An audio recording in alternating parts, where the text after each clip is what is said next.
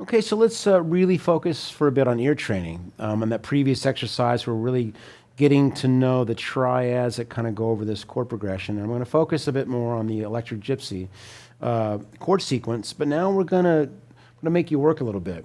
I've illuminated quite a bit on the importance of ear training because that's feeding what you learn through your ears as opposed to your eyes is really feeding that auralect. It's feeding your ears instincts, right? You're giving it more and more information to have a relationship with, not only for your musical ear, but applying it on the guitar. So the more experience and practice you get with trying to learn in that way, in addition to, the transcriptions and visual things that we love, please try to balance that with a bit of pure ear training, meaning there's no screen involved. There's just audio being presented to you, and you, with your instrument, trying to replicate what that is. So I'm going to make you work a little bit. We're going to do that in real time. I just played a very simple melody on camera and for recording, and they're going to play that back. And while that's happening, I want you to have your guitar in hand and let's see what you can pick up. And of course, with the sound slice, you can go back and kind of repeat it if need be, and take your time. This is one thing that's so important. Even though I may be playing simply, if this is not something you do on a regular basis, it may not come so easily. But with the knowledge that you have now of where those triads are and how they relate to the harmony, they're there for you. And what I'm playing really comes from those simple triadic forms. So, and the more you do it, the more you start to recognize, oh, that's the root note. Or if I play, hopefully you'll start to realize, oh, that's the third or the fifth. The more you do it, the stronger that ear gets, and the more quickly you recognize what the interval is. You don't have to have perfect pitch. You hear some people talk about having perfect pitch, and there are people that do. I certainly don't have that, but the more I do this kind of ear training, the more recognition I have of chord tones or non-chord tones or what color tone they may be.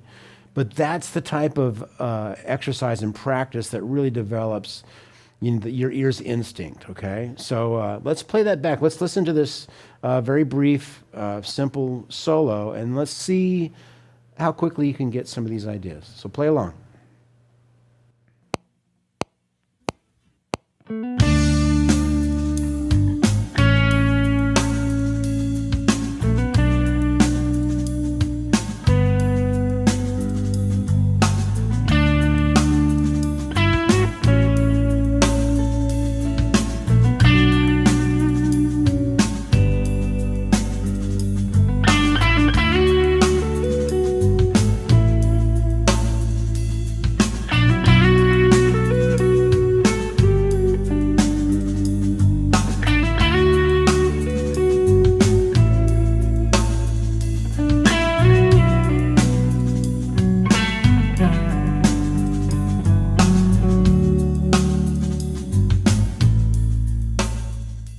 Okay, how'd you do? Listening back, I enjoyed that. I thought that I started very simply. I kind of voice-led kind of simply through some of the chord tones, and then I kind of progressed through some kind of thematic development. Do, do, do, do, do. I played a phrase and maybe played a phrase that complemented that next.